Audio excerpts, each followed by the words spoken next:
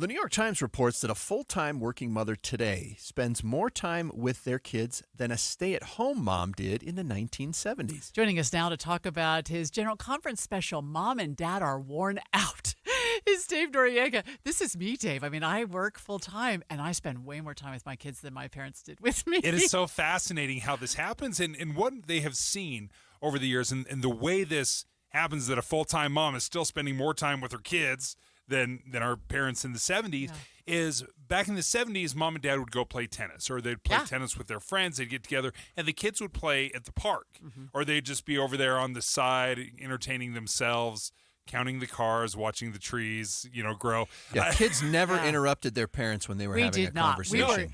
We were expected to stay out of the way. Absolutely. So what happens now, though, is we play family pickleball. It's not just something that mom and dad do or something that dad does. We include the whole family. We pray. And then what happens is mom and dad aren't getting this respite. They're constantly on. They're constantly caring. They're constantly entertaining. And what was happening in the 70s is parents were able to decompress. And as we were reporting on this, and as we're looking into this, okay, what are some of the best practices? What can you do? Because the Surgeon General a few months ago sends out a general advisory. This is parents, you're stressed out. It's called Parents Under Pressure, a general advisory on the well-being of parents.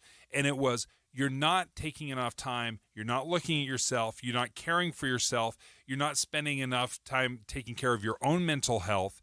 And this is stressing you out. It's causing serious mental health disorders, and you need to be aware of this. So we wanted to walk through some of the best practices of how to parent, how to have the best of both worlds, where you're not stressing yourself out, where the kids learn some independence, but at the same time, we're not, parents that never see our kids. I have tried a couple of times to do the thing. All right, kids, you have to go outside and play for the next hour. Do not knock on the door. Go to the bathroom now because you're not coming back in. 10, 15 minutes. I gotta come in, please. I'm so thirsty. I'm so bored. I'm dying. Then put on top of what you just described, Dave, having a child with special needs. Yes. Because, I can relate to all parents because number one, and I'm not complaining. Laurel is the love of my life. In many ways, she is the love of my life. But that's not something I can put on anyone else or share with anyone else or get help from. So that is something my husband and I, have to pay attention to. So we don't do things alone anymore because so I think parents who have children with special needs will hear that. Such a great example, and the solutions. We don't have that specific I'm not solution aware because of a solution. You're right. Well, and as you were describing that is what is struggling is, okay, well, what sacrifice am I willing to make? Do we spend $50 on a babysitter or to have somebody that is trained well enough that can care for special needs? Because that can be very expensive. And I bet it'd be way more than $50. That's my 50, guess. yeah, exactly, 50 or whatever it might be. Yeah. But at the same time, is that valuable enough for your mental health and your mental well-being, where we have to give ourselves,